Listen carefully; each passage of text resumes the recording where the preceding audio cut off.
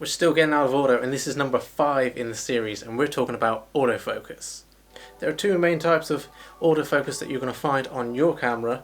You can have servo and you can have one shot. Mastering the difference between the two is going to help you achieve levels of focus in your images that you didn't think were possible. Now it seems strange that we're getting out of auto, but we're looking at autofocus. Autofocus sounds like we are not getting in that manual mode at all. Well, I'm here to tell you that autofocus is something that you need to be using. One time where autofocus is going to be great is with portraits. When it comes to portraits, autofocus should be your option.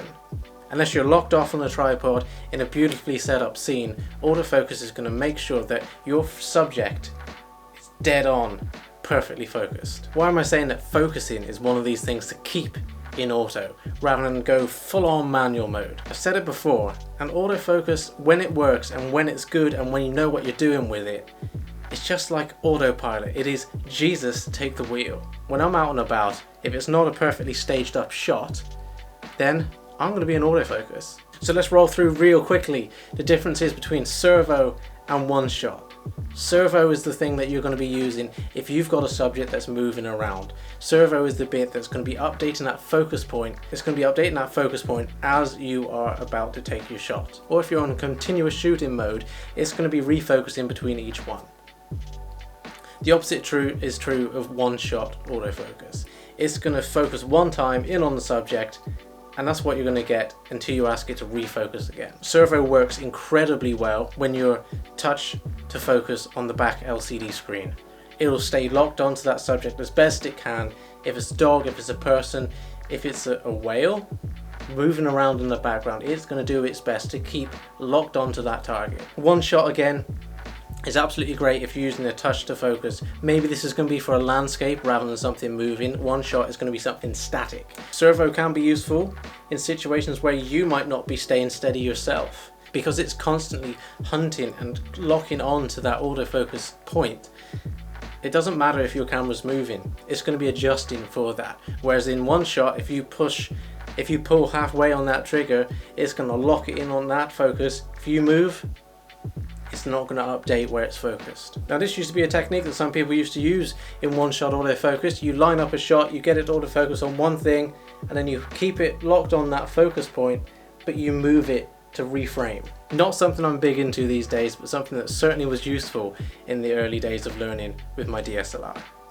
So if you're autofocusing, your camera is probably going to do a lot of the heavy lifting itself, but if it doesn't and there's a bit of an argument between what you want to focus on and what it wants to focus on, touch to focus on the back LCD screen is a savior.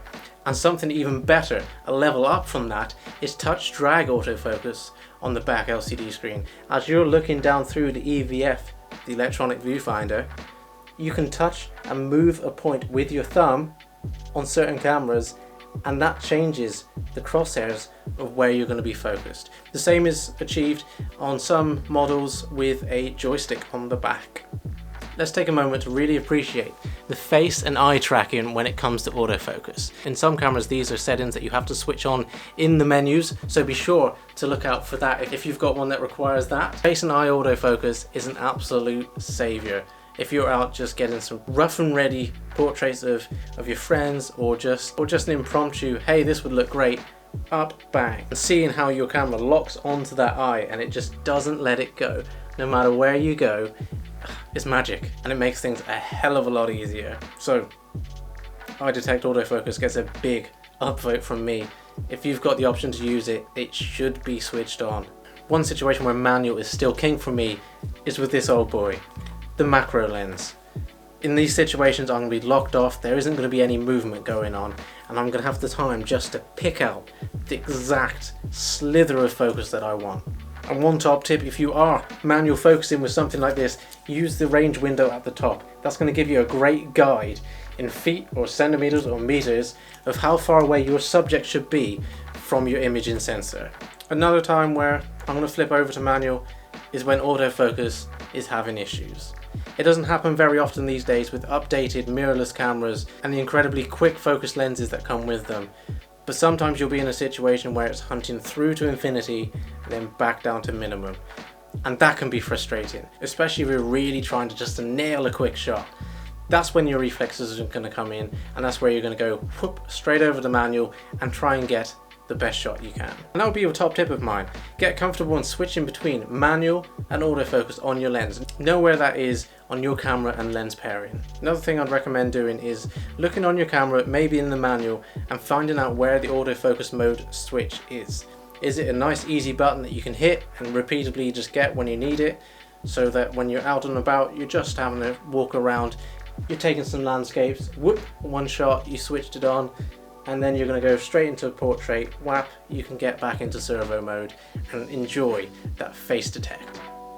Being able to switch back and forward between the two to really make the most of them in the situations that present themselves is going to help you just get a lot more shots in crisp focus.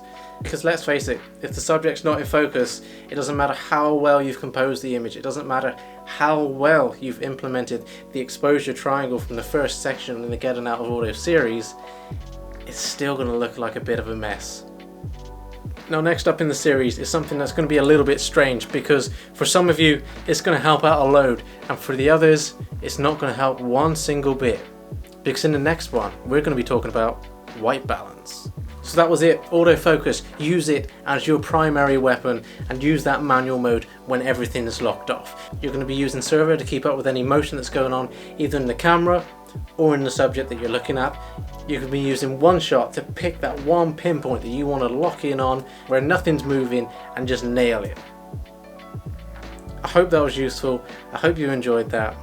But for now, my name's Andrew. Next up in this series, we're going to be talking about white balance. Thanks for watching.